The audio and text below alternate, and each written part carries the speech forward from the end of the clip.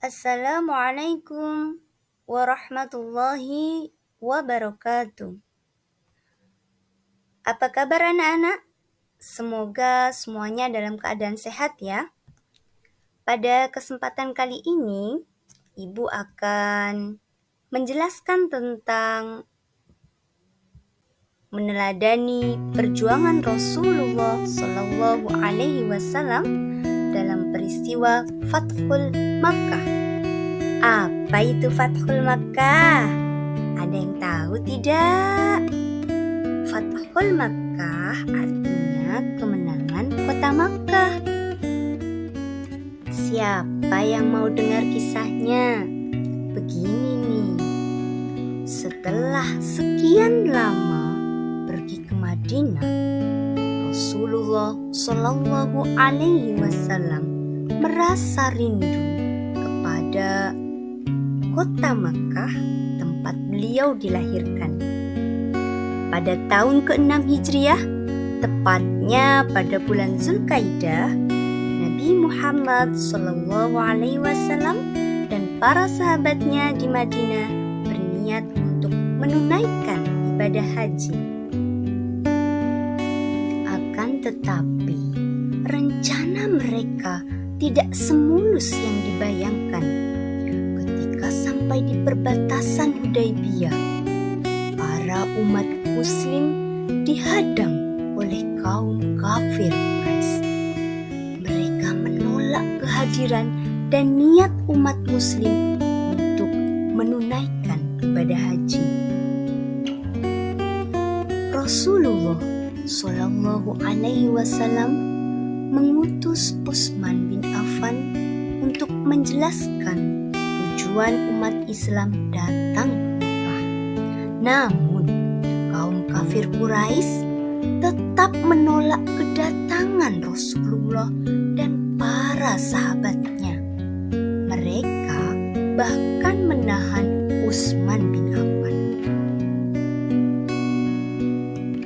Anak-anak, kira-kira apa ya yang dilakukan kaum Quraisy terhadap Utsman bin Affan?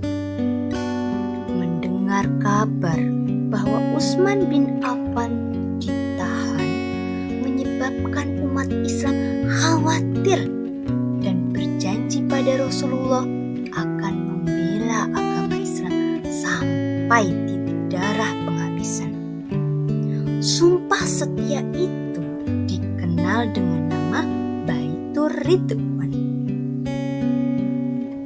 Mendengar sumpah setia umat Islam, kaum kafir Quraisy ketakutan dan melepaskan Utsman bin Affan. Mereka mengutus Suhail bin Amr untuk menemui Rasulullah Shallallahu Alaihi Wasallam. Ternyata kaum kafir Quraisy hendak mengajukan perjanjian damai. Tentu saja Rasulullah Shallallahu Alaihi Wasallam menyambut dengan baik niat kaum kafir Quraisy tersebut. Hal ini menunjukkan bahwa Rasulullah sangat mencintai kedamaian. Setelah Rasulullah Shallallahu Alaihi Wasallam dan Suhail bin Amr mengadakan perundingan yang cukup panjang, dihasilkanlah sebuah kesepakatan yang disebut dengan Perjanjian Hudaybiyah. Kira-kira apa ya isi Perjanjian Hudaybiyah itu? Isi Perjanjian Hudaybiyah itu yang pertama, kaum muslimin tidak boleh menjalankan ibadah haji dan umroh di tahun ini, namun boleh di tahun depan dengan waktu tidak lebih dari 3 hari. Yang kedua, menghentikan permusuhan dan tidak saling menyerang dalam waktu 10 tahun. 3. Pengikut Nabi Muhammad yang kembali ke Mekah dipersilahkan untuk bergabung dengan kaum kafir Quraisy. Yang keempat, menolak kaum kafir Quraisy yang hendak menjadi pengikut Nabi Muhammad ke Madinah. Dan yang kelima, memberikan kebebasan kepada suku-suku Arab untuk memilih bergabung dengan Rasulullah atau kaum kafir Quraisy. Isi perjanjian Hudaybiyah sangat merugikan umat Islam, sehingga banyak sahabat yang menolak perjanjian tersebut. Akan tetapi Rasulullah SAW memiliki pandangan lain. Perjanjian ini justru akan menguntungkan umat Islam.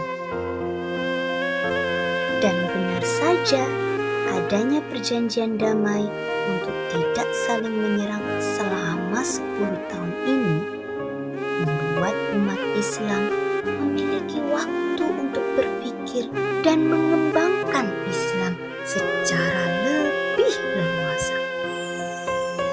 Sementara itu, kaum kafir Quraisy justru dirugikan karena banyak pedagang yang merasa tidak aman. Hal ini disebabkan karena penduduk Mekah yang kecewa dengan kaumnya. Mereka melampiaskan kekesalannya kepada para pedagang. Mereka kesal karena ditolak oleh Rasulullah datang ke Madinah. Semua itu dilakukan Rasulullah untuk menepati perjanjian Hudaybiyah. Nah, pada akhirnya kaum kafir Quraisy melanggar perjanjiannya sendiri. Orang Quraisy membantu suku Bani Bakr menyerang suku Khuza'ah yang mengakibatkan korban jiwa. Akhirnya Rasulullah memberikan beberapa usulan untuk menyelesaikan permasalahan tersebut. Di antara tawaran Rasulullah SAW adalah sebagai berikut. 1. Orang Quraisy segera menghentikan peperangan dengan suku Khuza'ah. Yang kedua, kerugian atas jatuhnya korban dari suku Khuza'ah harus diganti. Dan yang ketiga, membatalkan perjanjian Hudaybiyah yang disepakati. Orang kafir Quraisy memilih untuk membatalkan perjanjian Hudaybiyah. Pilihan ini membuat Rasulullah harus bersiap untuk menghadapi kaum Quraisy. Dalam waktu singkat, terkumpullah 10.000 pasukan. Berita keberangkatan Rasulullah terdengar oleh kaum Quraisy di Mekah. Ternyata ada seorang kaum Muhajirin yang membocorkan keberangkatan umat Muslim. Dialah Hatib bin Abi Balta'ah. Akan tetapi sungguh mulianya sifat Rasulullah Shallallahu Alaihi Wasallam. Beliau memaafkan kesalahan Hatib bin Abi Balta'ah. Lagi pula keberadaan kaum Quraisy yang telah mengetahui